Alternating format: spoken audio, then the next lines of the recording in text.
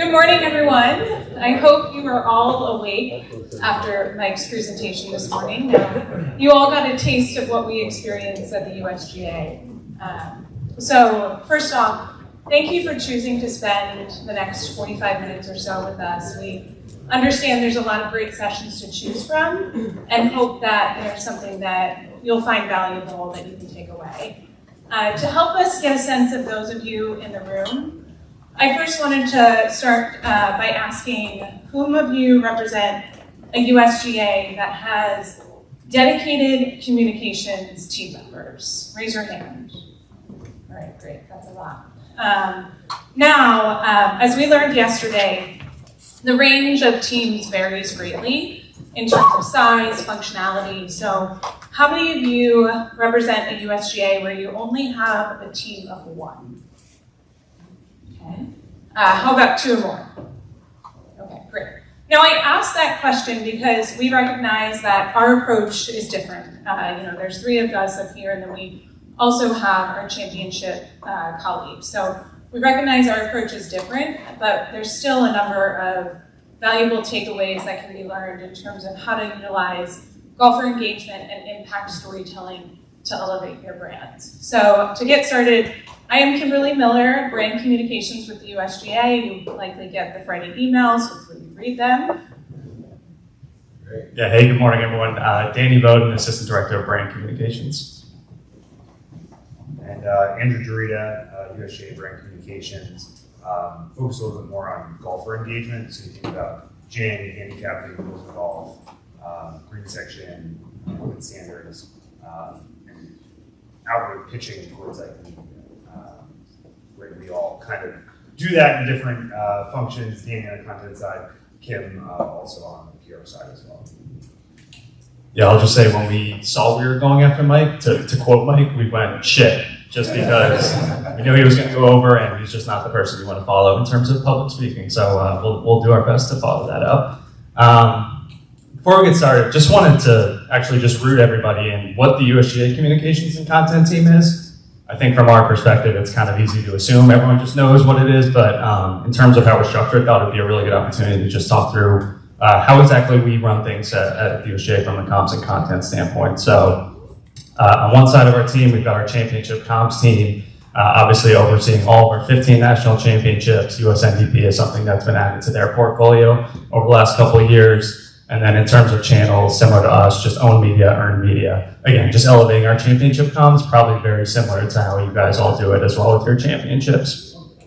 And then the brand side of the team, which is really what we're here to talk about today. For us, I kind of describe it as we oversee everything else in the business of the USGA. So grow the game for the good of the game.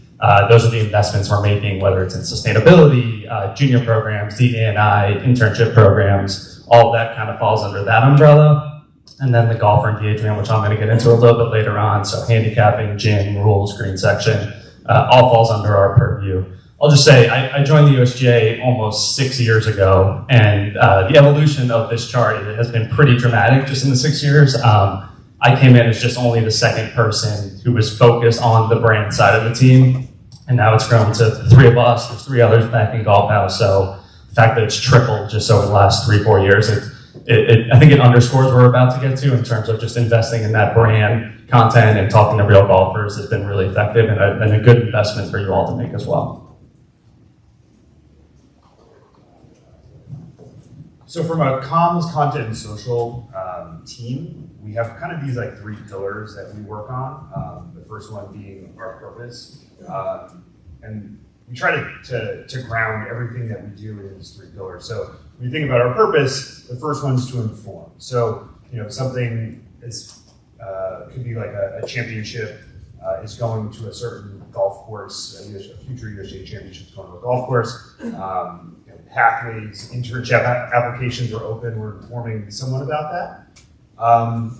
The second one's educate, and I think, especially after hearing the NGF presentation yesterday, golf is inherently a little challenging, especially for someone who's maybe not as ingrained in the game, myself included, fairly new to the game. So educating is, I think, especially with the golfer engagement, where we spend a lot of our time. So we talk about handicapping. What is a course rate? What's a slope rate?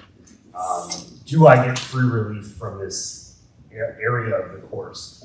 There's a lot of education that we do, and then also entertaining. And we want people to enjoy our content, whether it's an article in a publication, our own channels. We want people to be entertained and to come back.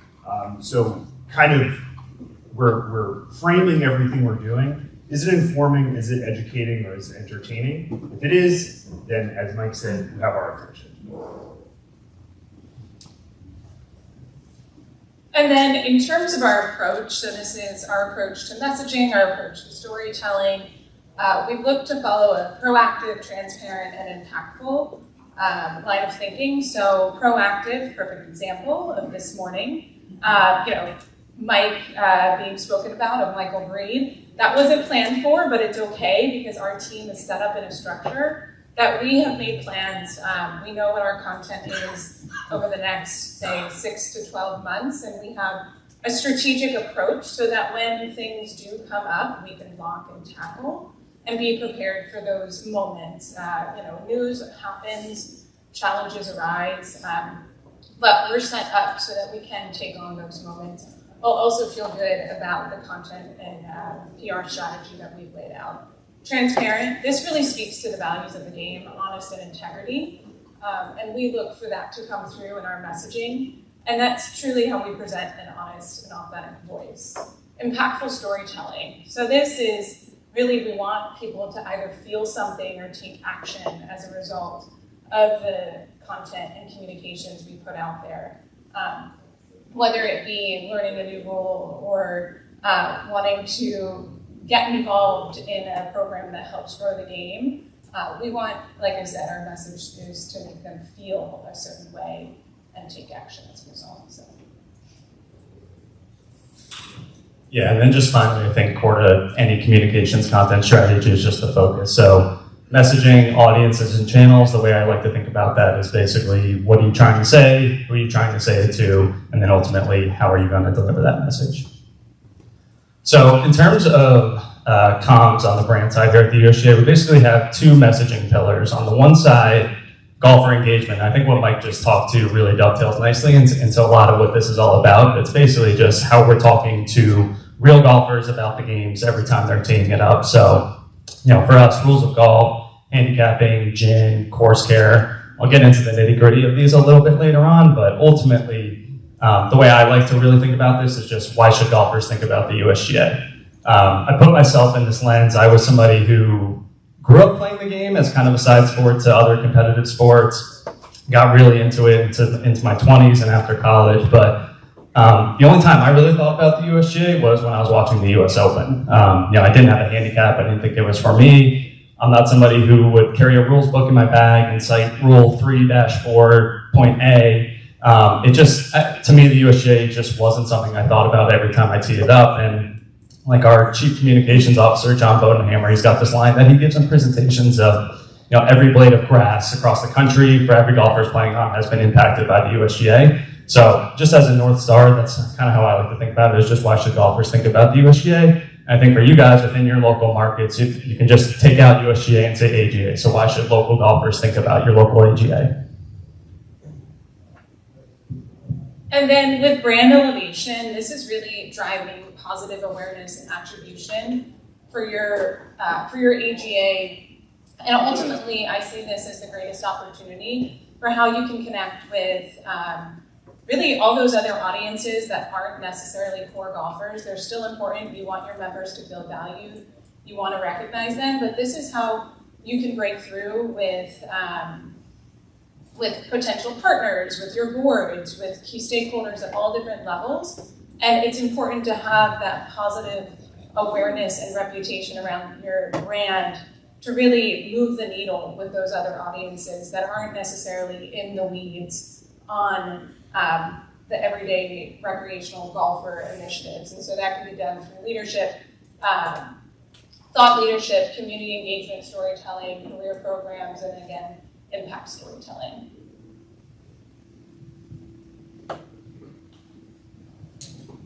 So we've got this wheel here, and it's titled Our Audiences. There are so many different people that we speak to, and on the surface you might just think it's the fans, but we went through this exercise, and I'll read it for the people in the back, but from fans to competitors to recreational golfers, USGA and Victory Club members, USGA committee members, volunteers, media, AGAs, executive committee, and our staff. There are so many different messages that we're presenting. So going through something like this, I wouldn't say you need to create your own wheel, but I do think kind of thinking through your audiences and going through this exercise is helpful because it can help you tailor some of your messaging, and we're not going to do things on social that we're going to put in a press release. It might be the same message, but it's going to be worded a little differently. And obviously, understanding staffs and resources could be a little limited, but even small tweaks to certain things could really impact who's consuming your content and how they're consuming it. So just wanted to kind of put this up there, like we're speaking to a lot of different people. You all are as well, but it's just kind of like doing that extra layer of, all right, let me think through this piece of communication, who's it going to, and then kind of going that way. We found success there on all of our different channels, and one thing we just kind of wanted to allow you all to see as well. Okay, so for the next several slides, I'm going to kind of focus in on specifically our own media side. Just to give a little bit more of the context, I talked about the unbelievable transformation of our department and our team over the last couple of years. Part of that as well is just 2 years ago, we just formed this brand content team for the first time ever at the USGA. So historically, championship comms and content was the focus, brand was kind of the side focus, but it really marked the first time ever that we were dedicating people resources towards this brand content strategy.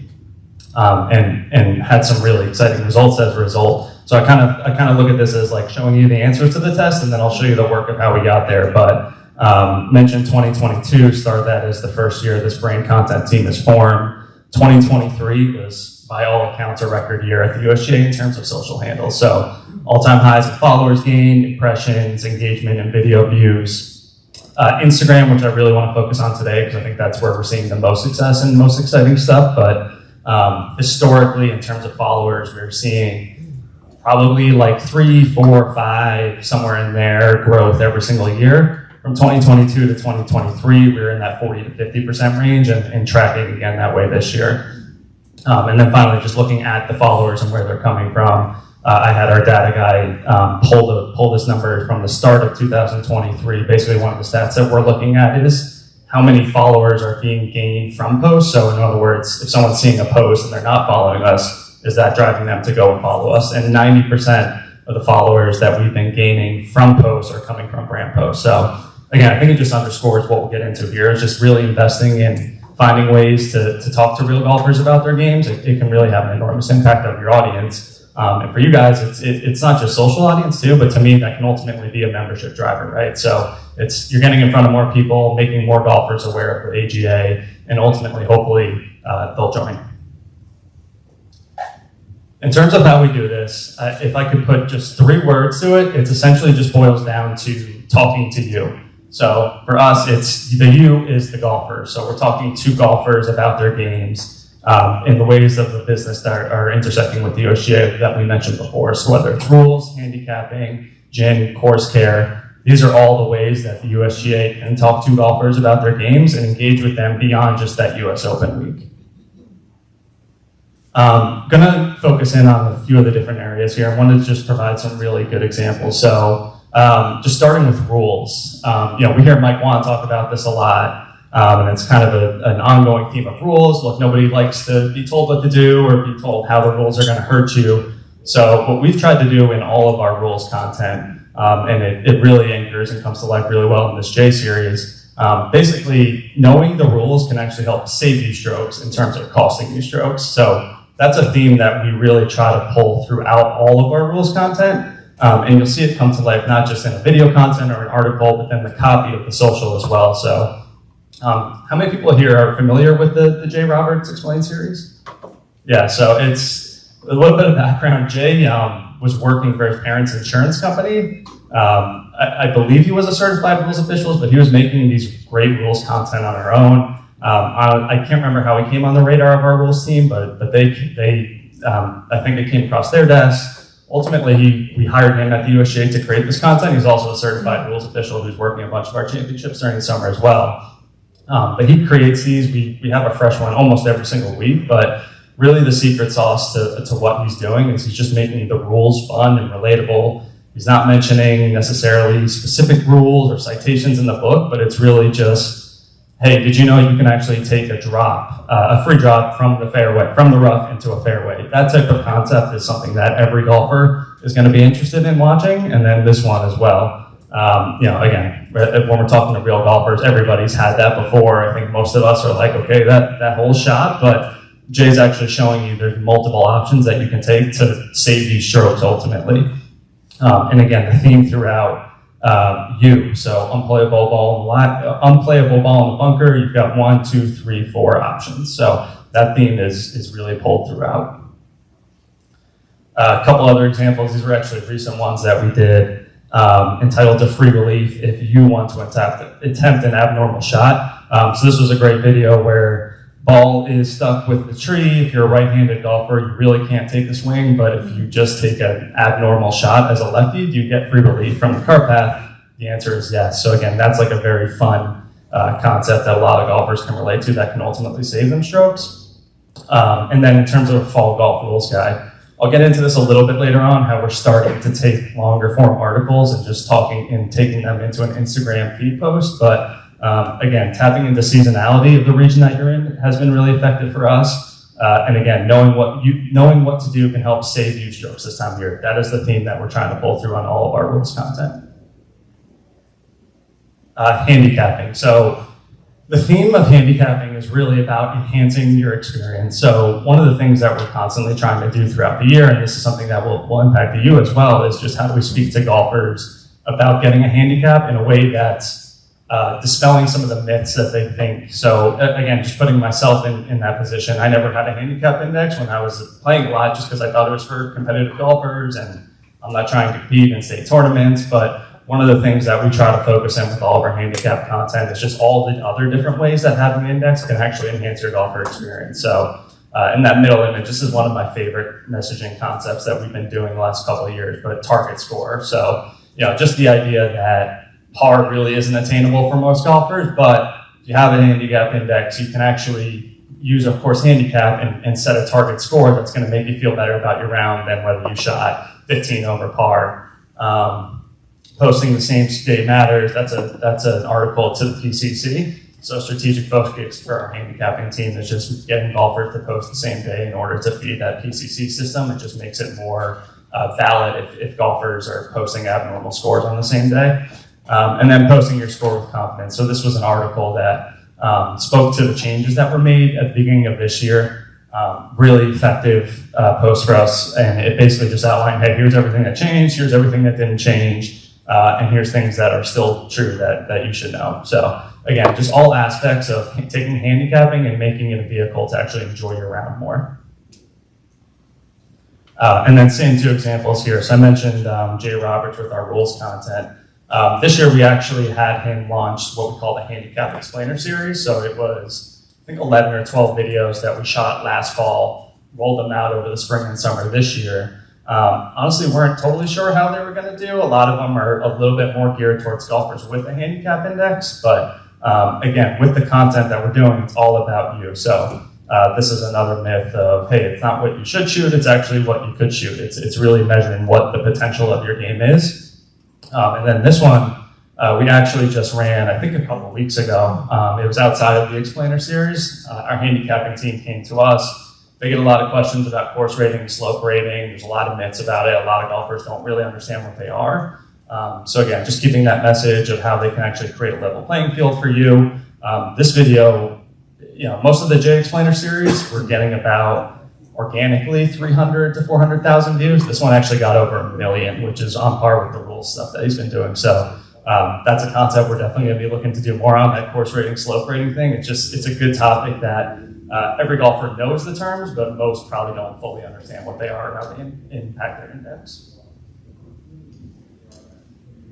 Course care. So these are all the topics that are ultimately laddering back up to our green section team. So again, it's all about, do you know about these common situations? And that's really the key too. So these are all things that every golfer is experiencing during a round.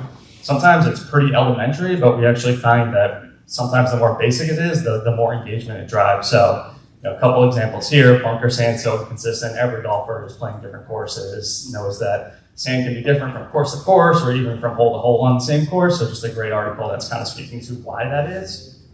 Frost delays, again, for us in the Northeast, this is a huge topic right now. It's frost delay season. The play that we've done on that in other terms too is, it's not frost at my backyard, so why is there frost delay on the course? So an article like that is just actually speaking to golfers of why that is and why it's important that the course is delayed.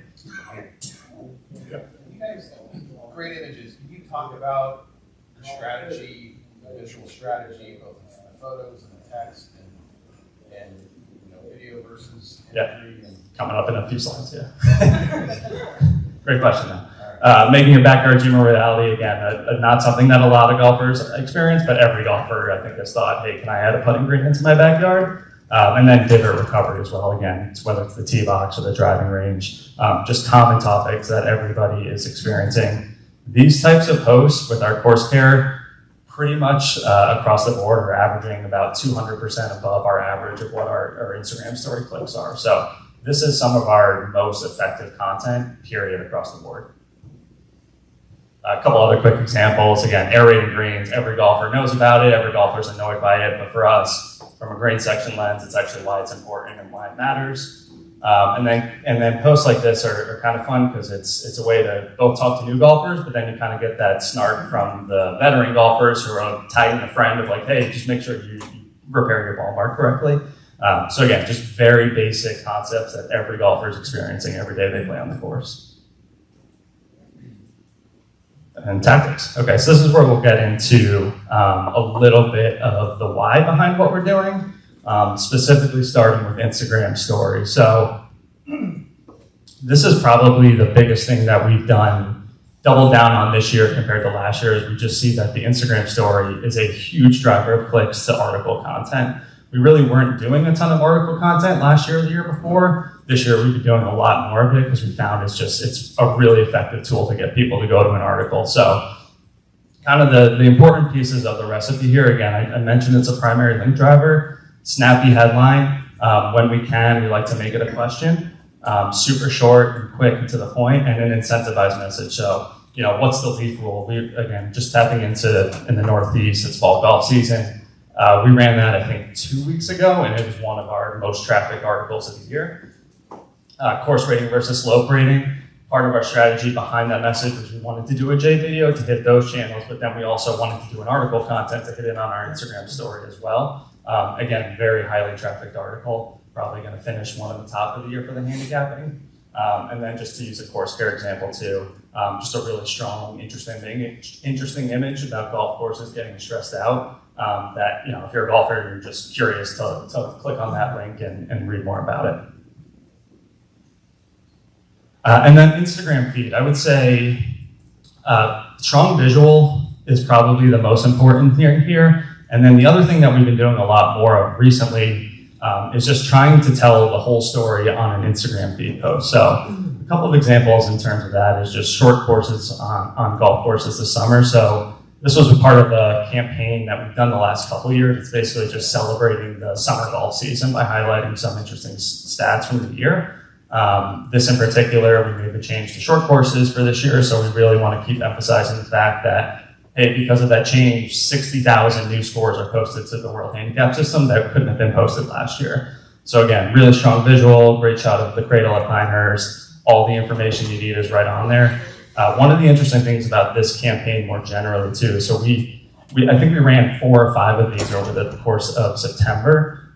We started trying to make the copy a little bit cuter and funner, and we actually found that just making it super straight to the point was way more engaging to the audience. So a good lesson for us to learn there. This other example, this was just a 2 Instagram feed swipe.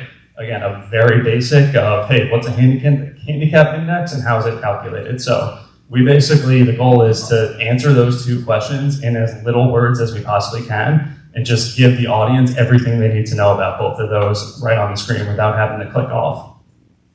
And then this other example, I'll get into this a little bit later on as well, but this is something that I think we're starting to see across Instagram generally. Golf Digest is starting to do a lot of this, where it's taking longer form written articles and actually just distilling it down into 3 or 4 slides on your Instagram feed. So this fall golf rules guide, this is an article we've had the last couple of years. The type of thing in the past, we've run it on Twitter, we've run it on Facebook, Instagram story. This year we were thinking, hey, how can we actually turn this into an Instagram feed post? And this is where we end up. So basically, 3 key things, again, for colder climate regions, but leaf rule, fall maintenance projects, and of course aeration. So just 3 super relatable golfer topics. Really quick, succinct sentence to explain each of them, and this is basically the template we've set up that I'll show you going later on. But title slide, 1, 2, 3 quick hitters. That's basically giving you all the information you need on one Instagram feed post. And I wanted to show this example too, because I thought it was an interesting one to show kind of how you can take the same concept and just do it better. So handicap misconceptions, I've talked about this a little bit throughout, but this is kind of an ongoing theme for us. Is just, hey, if you don't have a handicap index, these are probably some of the common reasons why, and we want to just very much on the nose address those concerns. We ran this, I think, in March or April, and it did okay. It didn't do bad, but the payoff ultimately was driving to another link on our site and taking you away from the Instagram feed.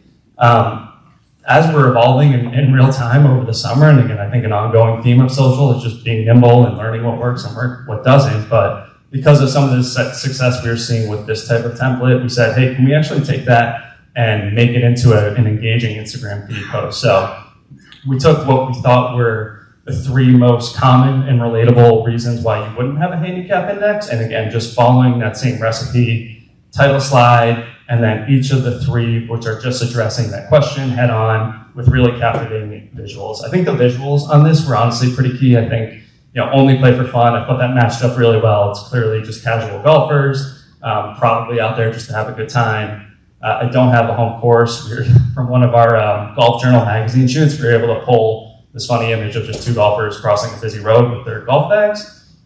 And then the third one, again, just instructions. So I'm not good enough. If you just started, you're not very good. All of these reasons are actually not reasons why you should not have a handicap index. I'll say too here, this, in terms of text on the screen of each of these slides, is pretty borderline for what we want to do. It's probably on the longer end, but what we've been seeing, and you can see in the performance, this performed about 30% higher than the snappier one. Sometimes it is okay to go a little bit longer if it's necessary. Again, ideally we tighten that up, but we just felt like all that information was needed, so we kept it in and it didn't impact performance. Okay, converting content. This is another thing. It kind of gets into that fall rules guide that I just talked about, but for those of you who have print magazines or even digital publications as well, this is something that we're starting to do more of. So this was an article from Golf Journal. It's our magazine, print magazine that goes to our membership.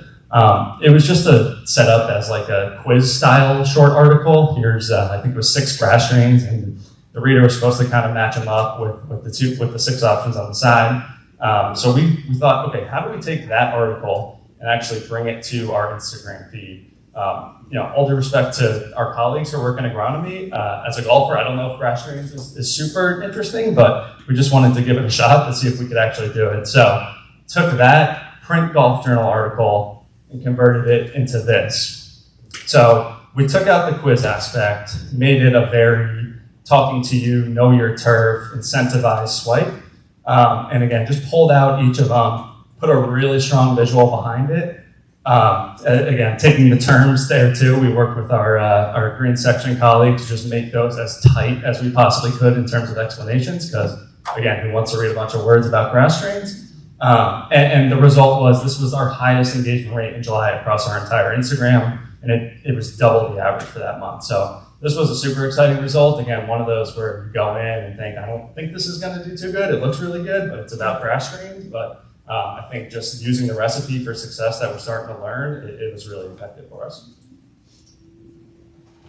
Same concept here. So again, using another example from our Golf Journal print magazine. Really great article about handicapping. The headlines obviously are you an average golfer, but the article is 1,600 words. That's pretty much covering everything about handicapping that you can think of. So the challenge for us was, okay, instead of just settling for an Instagram story post, Twitter and Facebook, can we actually turn this into a feed?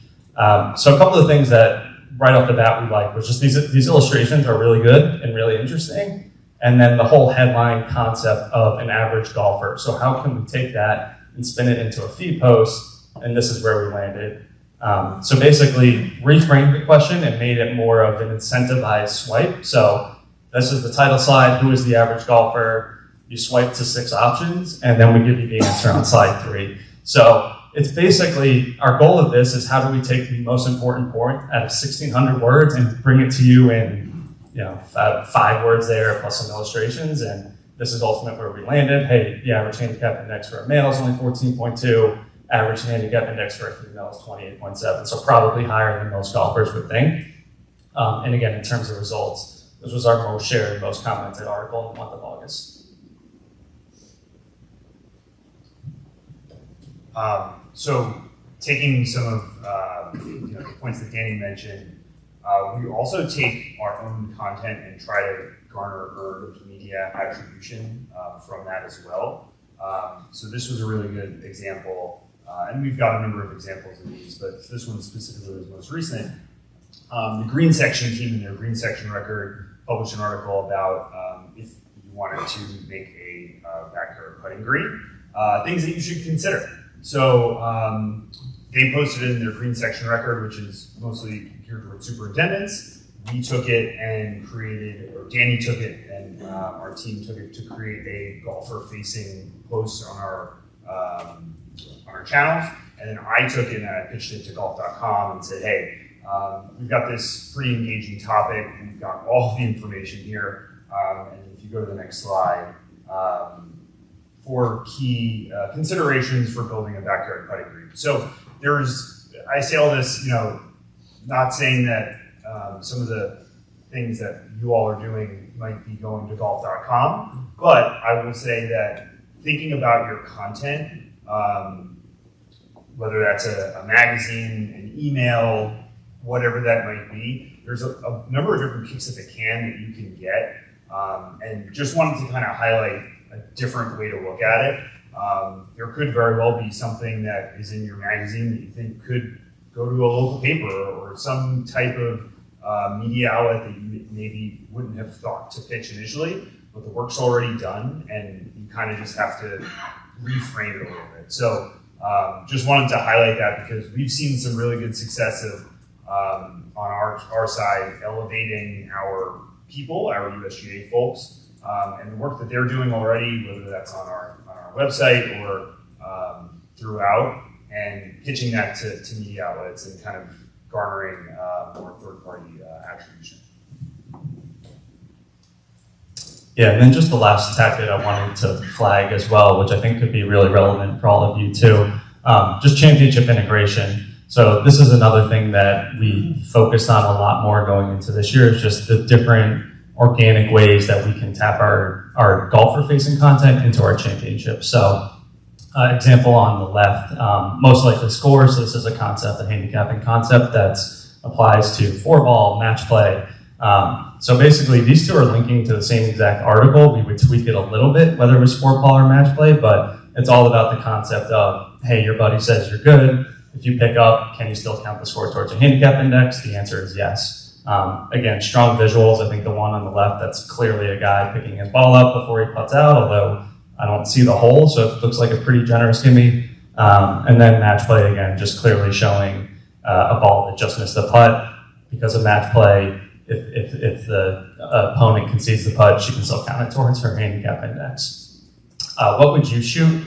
This is something that we did last year for the first time for US Open and Women's Open. On our site, our handicapping team has a course rating calculator. So basically you can go in there in any course in the country, put your handicap index, put the slope rating, put the course rating, and it will give you what you should shoot on that course.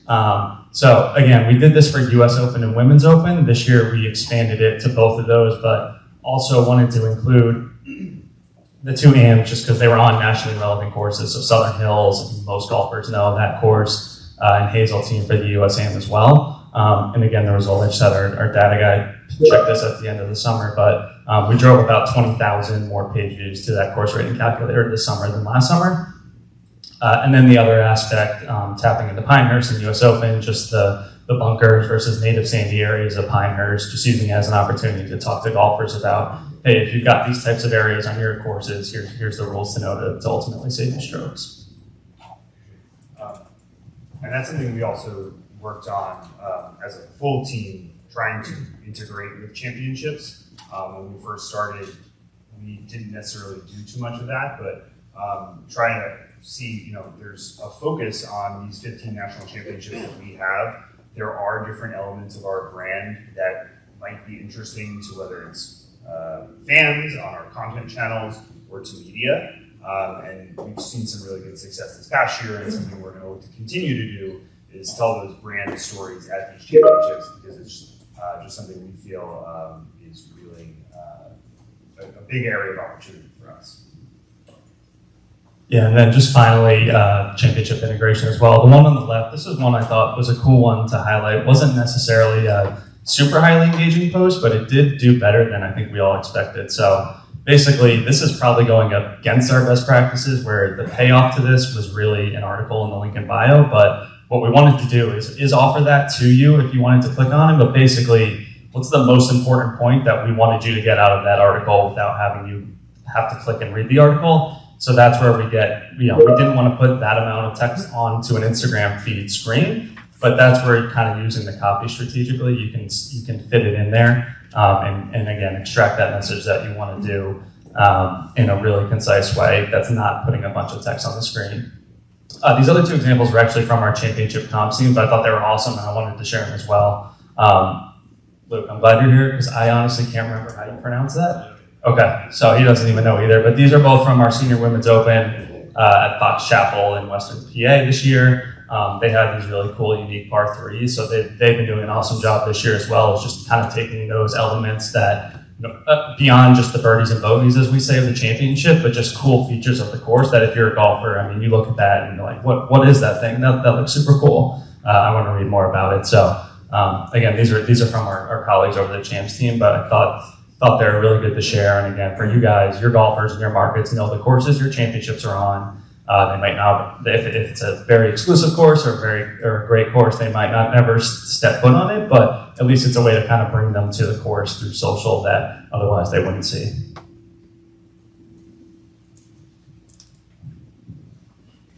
And I'll be coming back to championship integration because I think that's truly one of our strongest opportunities to work with all of you. You know what's going on in your community. Your leadership matters to your local golfers. You know the impact stories. So many of the examples I'm going to show here are tied to championships that I'm cautious in some of my messages that I've written down because a lot of what I have, I think, really speaks to some of the learnings that we've heard throughout the past few days. So identifying ways to stay relevant throughout the year. Impact storytelling is a great opportunity. Demonstrating to your members that you care about them beyond the golf course, showing value, again, beyond members, your key stakeholders, potential partners, boards. These are great opportunities to kind of stake your claim within the local community and as well as the broader golf industry. Show the impact that you're making. So I love this example up here on the upper left corner. Anna Kittleson, she was referenced yesterday during the adaptive session. GAP brought this story to our attention through the Boat Right program. We've been able to tell stories through the lens of Boat Right, developing future leaders in the game, adaptive golf. We've used this story again, like Andrew said, we've used it, we've had multiple kicks at the can, earned media, golf journal, social. There's just so much that can be done. And up on the slide here, I have examples tied to career programs, but impact goes well beyond that. certainly the investments that you're making in local grassroots programs. Those are some of the strongest examples, and again, an opportunity to stay relevant throughout the year and to demonstrate the role that you have in the local community. And the message that I have here, these stories for us wouldn't have been possible if it weren't for those of you at the AGAs who shared them with us. So please continue to share these stories with us. We'll also share stories with you. A few weeks ago, we put out a press release. Yes, we are still doing press releases, despite what our CEO said. We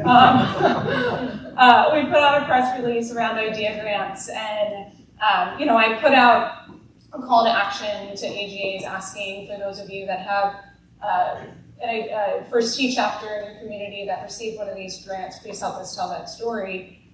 So it's a two-way street. Leadership.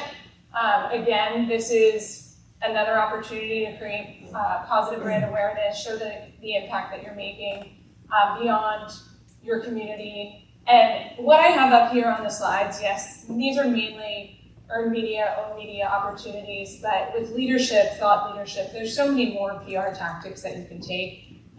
Take this conference for an example, speaking engagements, getting involved in your local community, not just golf programs. So I like this example because you want to celebrate your leadership, but how do you do it without just kind of being so blunt and putting them out there? This was a themed, Indiana Golf came to us and shared that they were doing a Wonder Woman theme for their magazine, I think in the spring.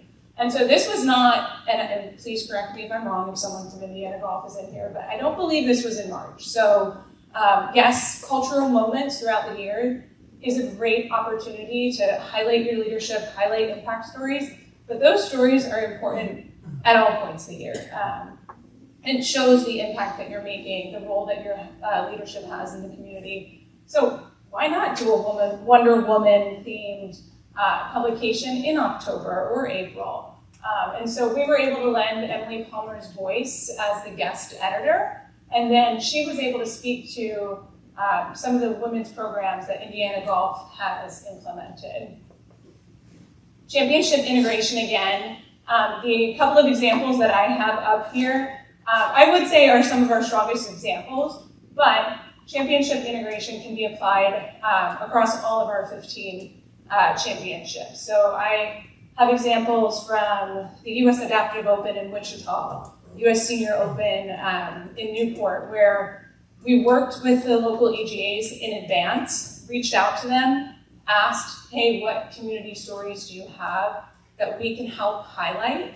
How can we leverage the platform that our championship provides? I love to say that our championships really help shine a spotlight on golf within the community. So it's not just those that are playing, it's the role that golf has in bringing the community. There's obviously the economic impact, but there's also for potential in growing the game. Someone comes out to your championship, they get inspired, and then they go and attend the First Tee Clinic a week later. And that happened to us at the Adaptive Open. Someone read an article about the Adaptive Open, read that there was a First Tee Clinic, and then we have another story that we can tell as a result of that media placement. So don't just think it's limited to US Open, US Women's Open. These opportunities exist at every level. And I think, like we said before, the key to these stories is collaboration, is getting together in advance, talking through what opportunities exist.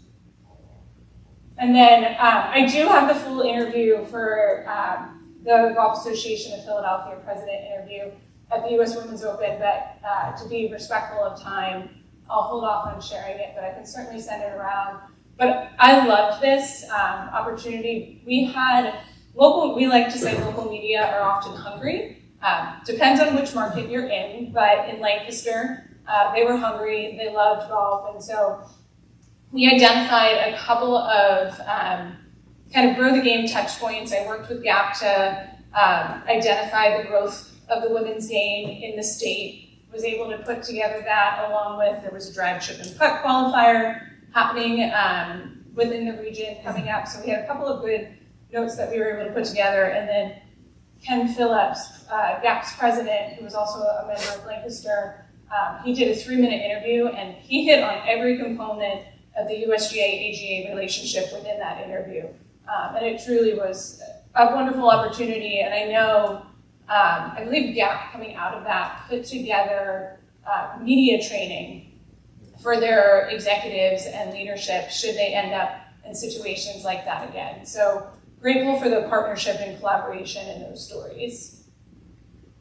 And that would have been the interview there.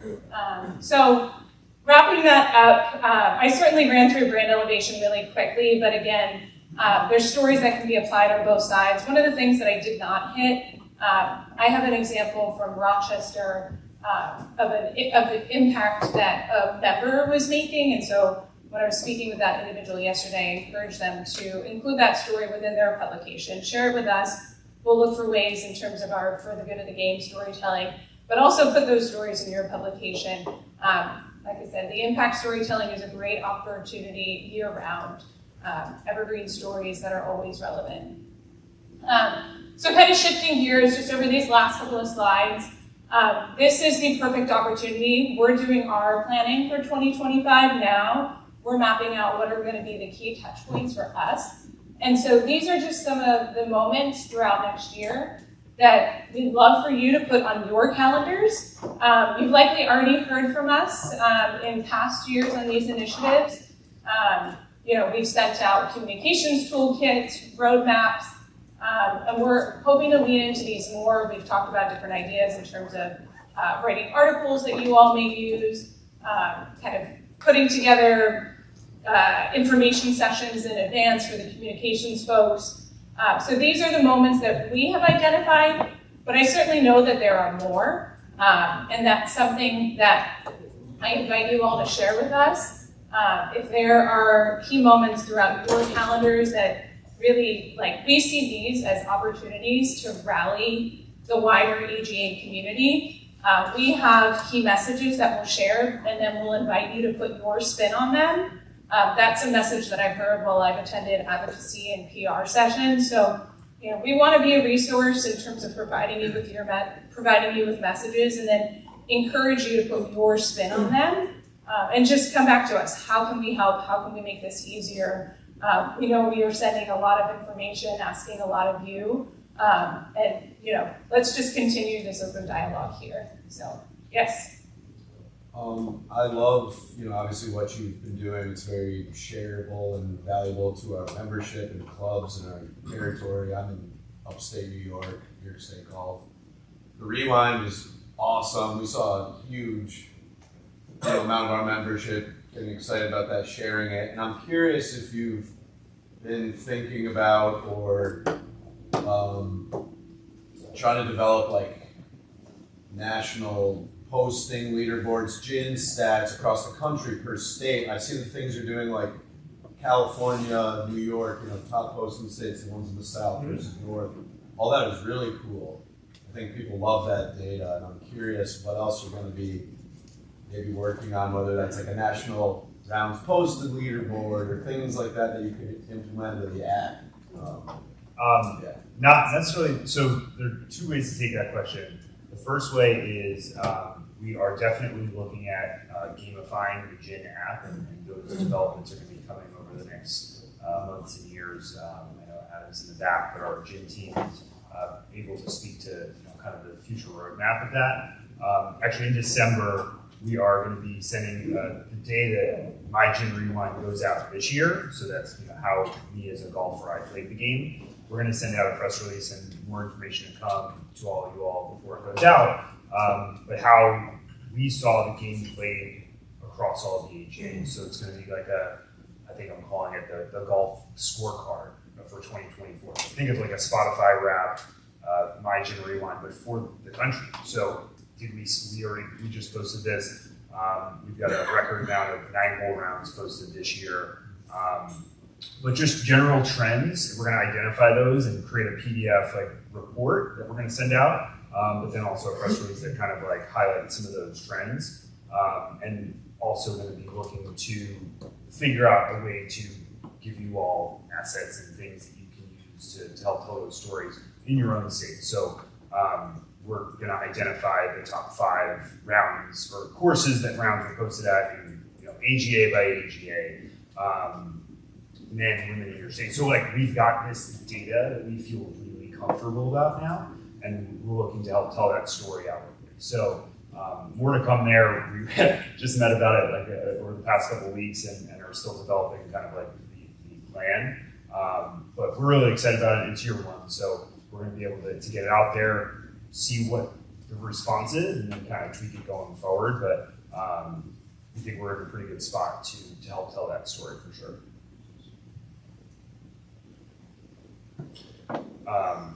And also just wanted to emphasize Tim's point, we are very much here to collaborate. If you have an idea and you want a second opinion, obviously we have our jobs, but part of our jobs is to work with you all and uncover stories and figure out the best way to do that. So our email boxes are always open. I think we're both very good about responding. We just want to continue to develop relationships across the country with you all, and whether it's in a championship market, around a championship, or helping tell a story that we think could really do good for your local market or nationally. Just wanted to underscore that point because I think we've, over our 2.5 years here, have started to develop some relationships and want to just continue building those and telling some more stories. I know we're close on time, but yeah. Real quick, do you do anything separate for junior golfers, or do you keep the same tone? Is there a different channel that you're using? So we bucket junior golfers in 2 ways. So U.S. National Development Program, we do have dedicated channels for that program. And Beth Major in the room can certainly speak a little bit more to that, but we bucket that under championships because we are developing the pipeline for the future of elite talent. In terms of first tee, girls golf, drive, chip, and putt, AJGA, in terms of social, I can let Danny speak to that. We've definitely, I would say for earned media, we've shifted our focus more so towards earned media and impact. We do a lot in terms of local markets and outreach within those markets to help tell the stories there. We will also share some of the articles that are placed on other channels. But yeah, Daniel, in terms of perspective. Yeah, I would just say fundamentally in terms of those types of impact stories, I think it's human interest is always playing. And in terms of just that social tactic, I think one of the things that we're starting to see more and more is just with those types of stories, sometimes letting photos tell the story is actually some of the most effective ways to do it. I mean, we've created, we can create videos on it, but honestly, we just find statistically they don't always perform that great, but photographs do. But honestly, just going off of Mike Wan telling us all how we suck, it was kind of making me think of like, wait, there are actually probably more engaging ways to think of celebrating all the great things that are happening in the game. So more to come next year, I think, but fundamentally, I think photos, human interest, those are always the way that we find most effective way to go.